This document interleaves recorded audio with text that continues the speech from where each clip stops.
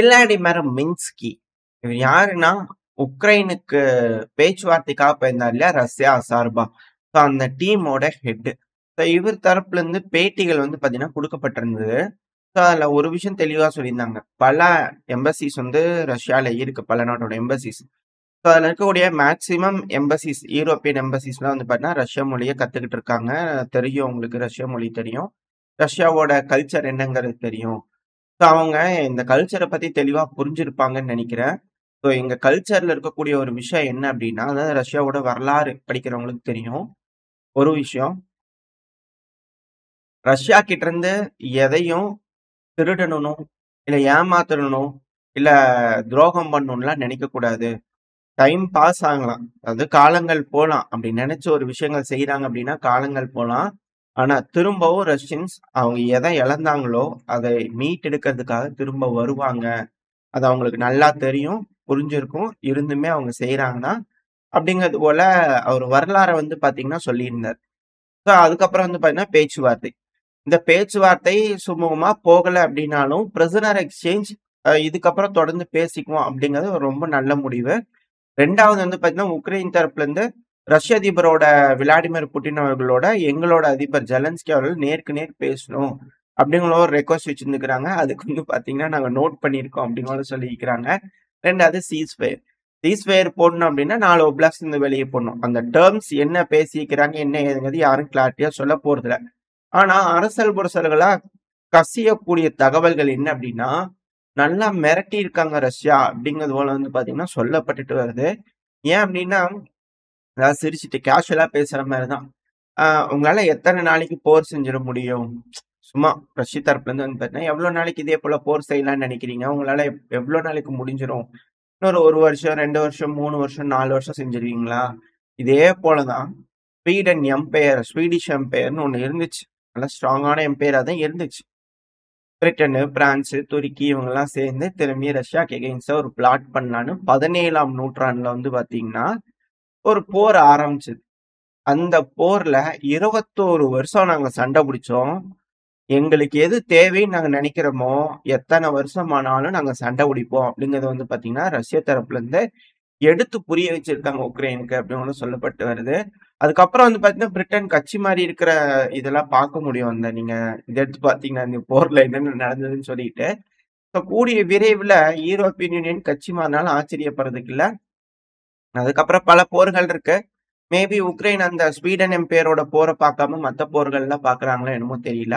But ஆனா இது ஒரு பாயிண்ட் என்ன அப்டின்னா, நீ 5 வருஷத்துக்கு பிளான் பண்ணீன்னா, நான் 10 வருஷத்துக்கு பிளான் பண்ணுவேன். நீ 10 வருஷத்துக்கு பிளான் பண்ணீன்னா, நான் 20 வருஷத்துக்கு பிளான் பண்ணுவேன். ஒண்ணும் பிரச்சனை இல்ல. பொறுமையாவே போலாம். அப்படிங்கிறது போல, ரஷ்ய தரப்பு வந்து தெளிவா இருக்கிறாங்க அப்படிங்கிறதுல மாற்று கருத்து இல்ல.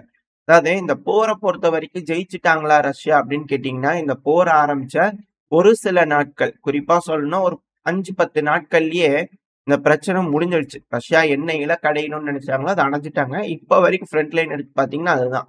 மேஜரான சேஞ்சுங்கிறது இந்த கர்கிவ் அந்த பகுதியில தான் அவங்க பின்வாங்கியிருப்பாங்க ரஷ்ய தரப்புலருந்து. மத்தபடி ஃப்ரண்ட் லைன்ல என்னென்னலாம் தேவைன்னு நெனைச்சாங்களோ, எல்லாத்தையுமே ரஷ்யா வந்து பார்த்தீங்கன்னா, அத சில நாட்கள்லயே அச்சீவ் பண்ணிட்டாங்க. சண்டையே இல்லாம, எதுவுமே இல்லாம அச்சீவ் பண்ணிட்டாங்க. இத நம்ம மேற்கோள் காமிச்சு சொல்லியிருப்போம். இதுக்கப்புறம் தான் பைடன் அவர்கள் போலாண்டுக்கு வந்தாரு. அங்க வந்து ரஷ்ய அதிபரான விளாடிமிர் புட்டின் அவர்கள் வந்து பண்ணா கெட்ட கெட்ட வார்த்தை திட்டிட்டு இருந்தாரு. இந்த சன் ஆஃப் அ டேஷ் அப்படிங்கிற பேசிட்டு இருந்தாரு இல்லையா? ஸோ அதுலேருந்தே நம்ம வெளிப்பாடு தெரிஞ்சுக்கலாம். ரஷ்யா அவங்களோட அப்ஜெக்டிவ கிளியரா அடைச்சுட்டாங்க. இதுக்கப்புறம் பேச்சுவார்த்தை மூலியமா முடிச்சுக்கிறது தான் அவங்களுக்கு சால சிறந்தது. இது ஒரு ஆப்கன் யுத்தம் மாரி தான். பரவால்ல. இது வந்து ரஷ்யா வந்து சிக்கிட்டாங்க அப்படிங்கிற யூரோப் நெனச்சிருக்கலாம். அவங்க தான் வந்து ரஷ்யா கிட்ட சிக்கியிருக்கிறாங்க அப்படிங்கிறதுல மாற்று கருத்து இல்ல. அதுவும் வகையா சிக்கியிருக்கிறாங்கன்ட்டு எவ்வளோ நாளைக்கு தான் ஃபண்டிங் பண்றாங்கன்னு பார்க்கலாமே அப்படிங்கல ரஷ்யாவும் தெளிவா உட்காந்து வேடிக்கை பார்த்துட்டு இருக்கிறாங்க. ஏன்னா, வெற்றி அடையறது அப்படிங்கிறது உக்ரைன வெற்றி அடைஞ்சுட்டாங்க அப்படின்னா அது சிக்கல். ஆனா மத்த நாடுகள் கூட சண்டை வருது அப்படின்னா, கண்டிப்பா வெற்றி அடைய தான் ரஷ்ய தரப்பு வந்து பார்ப்பாங்க. உக்ரைன மிலிட்டரி ரீதியா வெற்றி அடையறதுக்கு ரஷ்ய தரப்புல இருந்து யோசிக்கல. அதுக்கான தருணமும் இன்னும் வரல. ஒரு வேளை அதுக்கான தருணம் வருது அப்படின்னா, அதுக்கான முடிவுகள் எடுக்கிறதுக்கு வாய்ப்புகள் அதிகம். இப்ப இது இங்க நடக்கக்கூடிய விஷயங்கள். இந்த பேச்சுவார்த்தைகள்ல வந்து பார்த்தீங்கன்னா, பெருமளவுல முடிவுகள் எட்டப்படல. போர் நிறுத்தத்த ரிலேட்டடா. மத்தபடி பேசிக்கலாம் அப்படிங்கிற ஒரு முடிவு எடுத்திருக்காங்க இல்லையா? இப்ப வந்து பார்த்தீங்கன்னா, அப்படியே அல்பேனியால வந்து யூரோப்பியன் யூனியனோட பொலிட்டிக்கல் மீட்டிங் நடந்துச்சு. யூரோப்ல இருக்கக்கூடிய பல நாட்டு தலைவர்களும் வந்து பார்த்தீங்கன்னா, அல்பேனியால ஒண்ணு கூடுனாங்க. செலன்ஸ்கி அவர்கள் அதுக்கு போனாங்க அப்படிங்கிறதெல்லாம் பார்த்தோம். ஸோ அந்த இடத்துல நெறைய காமெடிகள்லாம் நடந்தது. தலைவர்களோட குழந்தை உருவம், ஏஐ ஜெனரேட்டட் குழந்தை உருவம்லாம் வந்து பார்த்தீங்கன்னா, ஒரு வீடியோவா போட்டிருந்தாங்க. எல்லாரும் பார்த்து மகிழ்ச்சி அடைஞ்சுட்டு இருந்தாங்க. அது வேற விஷயம். பட் ஆனா அங்க வந்து பார்த்தீங்கன்னா, தானா முன் வந்து உதவும் கூட்டம் அப்படின்னு ஒரு கூட்டம் இருந்துச்சு. ஸோ அந்த கூட்டம் வந்து பார்த்தீங்கன்னா, அங்கேயும் தனியா ஒருங்கிணைஞ்சு அவங்கலாம் பேசியிருந்துக்கிறாங்க. அது இம்மானுவேல் மேக்ரான் அவர்கள் வந்து பார்த்தீங்கன்னா, மிக பெரும் முடிவுகள் எடுத்திருக்கிறாங்க. அந்த பேச்சுவார்த்தை முடிஞ்சோனே அமெரிக்கா கூப்பிட்டு பேசியிருக்கிறாங்க. ஸோ அமெரிக்கா கூப்பிட்டு பேசினதுக்கு அப்புறமா இங்க பாருங்க நம்ம கண்டனங்கள் தெரிவிக்கணும். அழுத்தங்கள் ரஷ்யாவுக்கு போடணும். சீஸ்ஃபயர் போடுறதுக்கு ஒத்துக்கல அப்படிங்கிறது போல, இந்த தானா முன் வந்து உதவும் கூட்டம் வந்து பார்த்தீங்கன்னா, பெருமளவுல முடிவெடுத்திருக்கிறாங்க. இது மட்டும் இல்லாம பிரான்ஸோட ரிகானிஷன்ஷிப் பால்டிக் கடல் பகுதியில வந்து பாத்தீங்கன்னா வந்திருக்கு. எதுக்குங்க? அப்படிங்கிற போல கேள்விகள் இருக்கு. எது எப்படியோ. அடுத்தது இந்த ஸ்வீடன் எம்பையர் வந்து பாத்தீங்கன்னா மேற்கோள் காட்டுறாங்க அப்படின்னா, ஒரு வேளை ஏன்னா அந்த டைம்ல வந்து பாத்தீங்கன்னா, இந்த எஸ்தோனியா, லாத்வியா, லித்துவேனியா இந்த பகுதிகள் இருக்கக்கூடிய மெஜாரிட்டி ஆஃப் த பார்ட்லாம் வந்து பாத்தீங்கன்னா, ரஷ்யா அவங்க கட்டுப்பாட்டுக்குள்ள எடுத்திருந்தாங்க. மேபி அதே போல இப்ப பின்லாந்து, ஸ்வீடனும் சாக்ரிஃபைசிங் கண்ட்ரீஸா மாறப் போறாங்களா? என்ன நடக்க போகுது? யூரோப்பியன் யூனியனோட ஆசைக்காக பிரிட்டன், பிரான்ஸோட ஆசைக்கு ஜெர்மனியோட ஆசைக்கு இந்த பின்லாந்து, ஸ்வீடனு, எஸ்டோனியா, லாத்வியா, லித்துவேனியாலாம் பலியாக போறாங்களா? சாக்ரிஃபைஸ் ஆக போறாங்களா? என்ன ஏதுங்கெல்லாம் வெயிட் பண்ணி பார்த்தரலாம். லித்துவேனியா பார்க்கலாம். பட் ஆனா எஸ்டோனியா இப்போ கடல் கொள்ளையர்களோட நாடா மாறிட்டு வருது. ஸோ வெயிட் பண்ணி பார்ப்பேன். ஏன்னா அங்க இருக்கக்கூடிய டேங்கர்ஸ் எல்லாத்தையும் வந்து பார்த்தீங்கன்னா, அவங்க பிடிச்சிட்டு இருக்காங்க இல்லையா? அந்த ஒரு காரணத்தினால. எது எப்படியோ, இது இப்போதைக்கு இங்க நடந்துட்டு இருக்கக்கூடிய விஷயங்கள். இது போல கண்காணிக்கிறதுக்காக பால்டிக் கடல் பகுதிய முற்றிலும் தடுக்கிறதுக்கு பிரான்ஸோட ரிகன்ஷன்ஷிப் வந்திருக்கா? அப்படின்ற கேள்விகள் இருக்கு. ஒரு வேளை அங்க நடக்குதுன்னா, யெமன் ஹூதிஸ் செங்கடல்ல தடுத்து நிறுத்திட்டாங்க. ஸோ வர்த்தகம் அப்படிங்கிறது பெருமளவுல நடக்காது. ஸோ ஒரு வேளை அங்க நடக்குது அப்படின்னா, இப்போ இஸ்ரேல் வந்து பார்த்தீங்கன்னா, யெமன் ஹூதிஸ் மேல பயங்கரமான ஏர் ஸ்ட்ரைக் பண்ணிட்டு இருக்காங்க. அதுவும் 10க்கும் மேற்பட்ட, 30க்கும் மேற்பட்ட விமானங்கள் அப்படின்னு கூட சொல்றாங்க. ஸ்ட்ரைக் பண்றாங்க. அமெரிக்காவே முடியலன்ட்டு போயிட்டாங்க. ஒரு வேளை மேக்ஸிமம் நியூட்ரலைஸ் பண்ண முடியற வரைக்கும் பண்ணிட்டு அவங்க கிளம்பி போயிட்டாங்களா? அப்படின்ற கேள்விகள் இருக்கு. ஏன்னா, இப்போ இந்த பிராந்தியத்துல வந்து பாத்தீங்கன்னா 3 பிரச்சனைகள் மிக பெரும் அளவுல இருக்கு. 1 ரஷ்யா, உக்ரைன் பிரச்சனை. அது இப்போ பேச்சுவார்த்தை சுமூகமா முடியல. அது தொடர்ந்து நடக்க போகுது. அடுத்தது மிடில் ஈஸ்ட்ல இஸ்ரேலோட பிரச்சனை. அதிக அளவுல ஆயுதங்கள் அமெரிக்கா எல்லா பக்கம் முடிஞ்சு வரதெல்லாம் முடிஞ்சு விட்டாங்க. செண்டு முடிஞ்சு விட்டாங்க. இப்ப விலகி இருந்து யூரோப்புக்கு வேணுங்கிற ஆயுதங்கள் ஏற்றுமதி. அ இஸ்ரேலுக்கு வேணுங்கிற ஆயுதங்கள் ஏற்றுமதி. அத செஞ்சுட்டு இருக்காங்க அப்படின்னு இப்போதைக்கு பிரச்சனை இல்ல. அடுத்த மிக முக்கியமான பிரச்சனை இந்தியா, பாகிஸ்தான். ஏன்னா இப்ப வரைக்கும் இண்டஸ் வாட்டர் ட்ரீட்டில நம்ம திரும்பி போறதா இல்ல. நம்மளோட காஷ்மீர நம்மகிட்டயே குடுத்துட்டாங்க. இல்லீகலா ஆக்கிரமிப்பு பண்ணியிருக்காங்க இல்லையா பாகிஸ்தான்.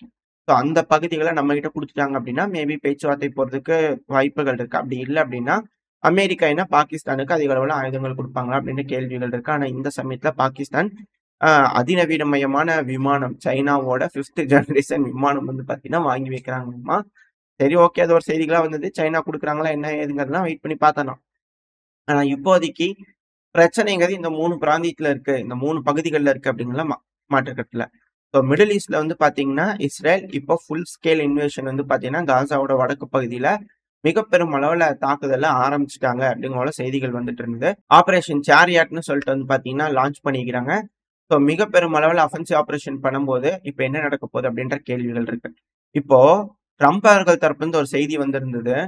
அ காசால இருக்கக்கூடிய பாலஸ்தீனியன் மக்கள் இருக்காங்க இல்லையா? அவங்கள கொண்டு போய் லிபியால விட்டுறலாம் அப்படிங்கிற யோசனை பண்ணியிருக்கிறாங்க. இப்ப லிபியால வந்து பாத்தீங்கன்னா, 5வது நாளா புரொட்டஸ்ட் நடந்துட்டு இருக்கு. அப்படி புரொட்டஸ்ட் நடந்துட்டு இருக்கும்போது மிக பெரும் அளவுல வன்முறையா மாறுது.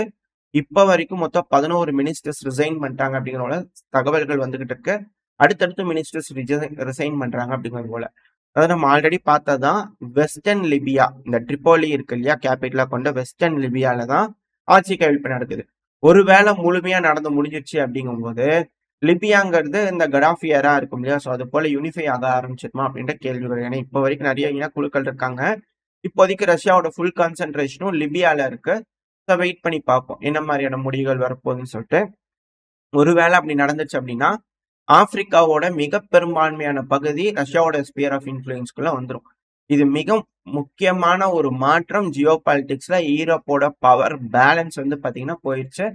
ஸோ ஈரோப் அதனால தான் சிரியால கான்சென்ட்ரேட் பண்றாங்களா அப்படின்ற கேள்விகள் வருது. ஸோ வெயிட் பண்ணி பார்ப்போம். இது இங்க இருக்கக்கூடிய பிரச்சனைகள். அடுத்து வந்து பாத்தீங்கன்னா, யூகேவோட ஸ்டார்மர் அவர்கள் இருக்கிறார் இல்லையா? Prime minister. அவரோட வீடு இது போல பகுதிகள்லாம் வந்து பாத்தீங்கன்னா, யாரோ அந்த மாக்டெயில் சொல்லுவாங்க இல்லையா? அங்க பெட்ரோல் குண்டுகள்னு சொல்லிட்டு. ஸோ அத கொண்டு போய் எடுத்து வீசியிருந்துக்கிறாங்க. ஸோ இதனால சில பகுதிகள்லாம் டேமேஜ் ஆயிருந்திருக்கு. யாரு என்னன்னு பார்த்து அரெஸ்ட் பண்ணதுல வந்து பார்த்தீங்கன்னா, அவங்க உக்ரேனியன். ஒரு உக்ரைனோட சிட்டிசன் வந்து பார்த்தீங்கன்னா, இது போல செஞ்சிருக்காங்க. இப்ப அந்த சிட்டிசன புடிச்சு விசாரிக்கும்போது, ரஷ்யாவோட உளவாளியா இருக்குமா? அப்படிங்கிற மாரி யோசிக்கிறாங்க. என்னங்க இது? நீங்க தாங்க உக்ரைன்ல இருக்கிறவங்கள அகதிகளா கூப்பிட்டுக்கிட்டீங்க. அப்புறம் அவங்க ரஷ்யாவுக்கு ஸ்பையா மாறிட்டாங்கன்னா, நீங்க இந்த நாட்ட சிதைக்கணும்னு திட்டம் போட்டீங்கன்னா, அப்புறம் அவங்க ரஷ்யாக்கு ஆதரவா தான போவாங்க. இது என்ன இருக்குது கேள்வி? அப்படிங்கிற போல கேள்விகள் வருது. பட் இருந்தாலும் யுகேலாம் வந்து பார்த்தீங்கன்னா, இது போல பேசுறதுனால ஏன்னா சமீபத்தில ஜெர்மனில கூட இது போல இன்சிடென்ட் நடந்தது.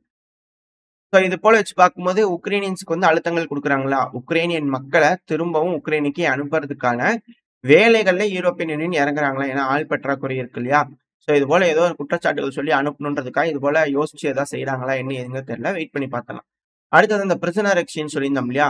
அதாவது 909 உடல்கள ரஷ்ய தரப்புலருந்து உக்ரைனோட வீழ்ந்த உடல்கள வந்து பார்த்தீங்கன்னா, வீரர்களோட உடல்கள உக்ரைனுக்கு குடுத்துருக்காங்க. இது வாடிக்கை. இதே போல 909ன்றது அவங்க குடுத்துக்கிட்டே இருக்கிறாங்க.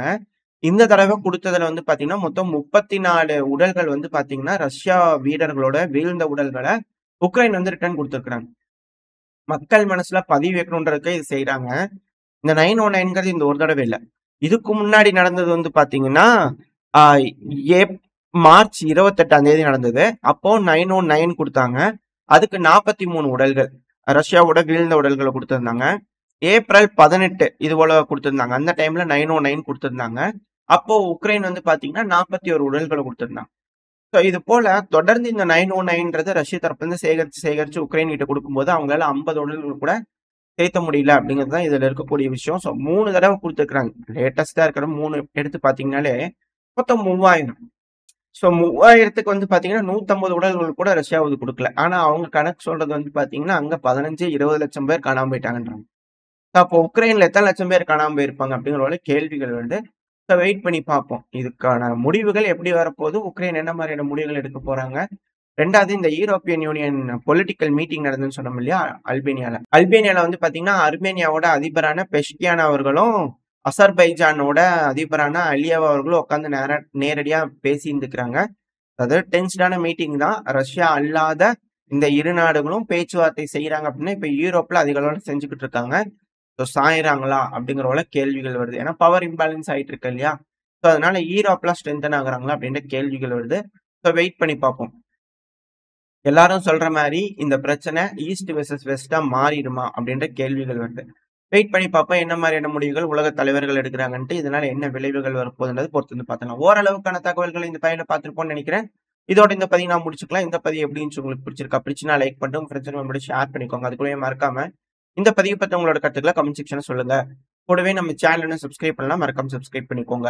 இந்த பதிவு நல்லா இருக்கும்ன்ற நம்பிக்கையில அடுத்த பதிவுல உங்கள சந்திக்கிறேன். அதுவரைக்கும் ஸ்டே சேஃப். பை.